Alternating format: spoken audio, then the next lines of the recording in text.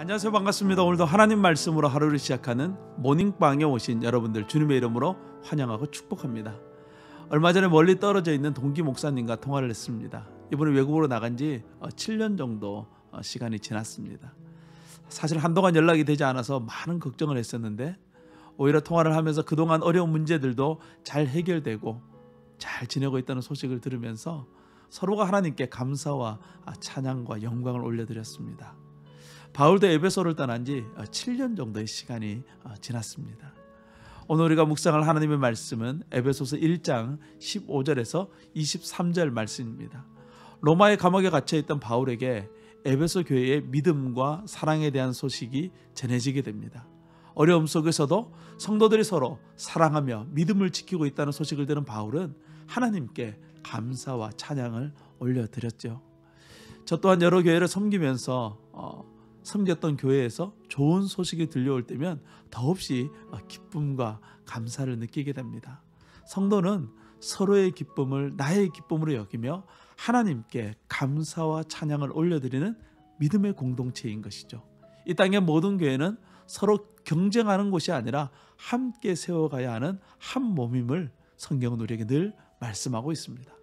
바울은 자신이 에베소 교회를 향하여 어떤 기도를 하고 있는지를 전하고 있어요.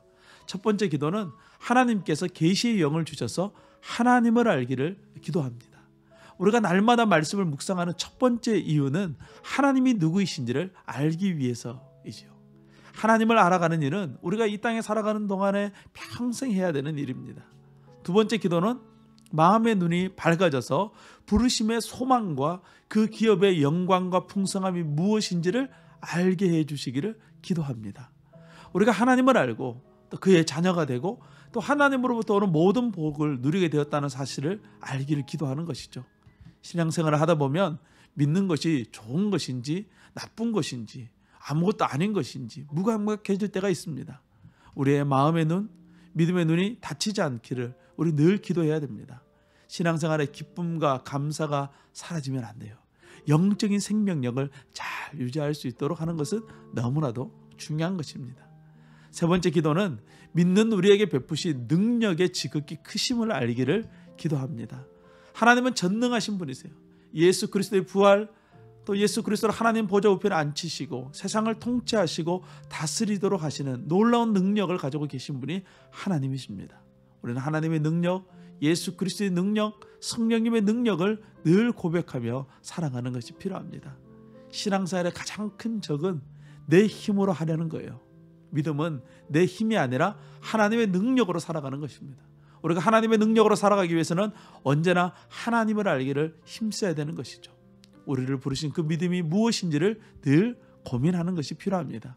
신앙생활은 우리의 삶의 일부가 아니라 전부입니다. 날마다 말씀을 묵상하고 모이기를 힘쓰고 모일 때마다 기도하고 찬송하는 것은 우리를 행복하게 해주는 유일한 기름을 잊지 마시기 바랍니다. 내일은 주일입니다. 우리 성전에 모여서 하나님께서 베푸신 위대한 일들을 보고 듣고 고백하게 될 것입니다. 영광스러운 주일 예배를 진심으로 사모하며 기다리는 복된 토요일이 될 수 있기를 간절히 소망합니다. 특별히 오늘 이 결혼을 하는 구독자 두 분이 있습니다. 하나님의 은혜와 축복이 가득한 가정이 되기를 간절히 소망합니다. 또한 날마다 말씀을 묵상하는 우리 모두에게도 하나님의 은혜와 평강이 넘치기를 주님의 이름으로 축복합니다. 오늘도 승리하세요. 샬롬.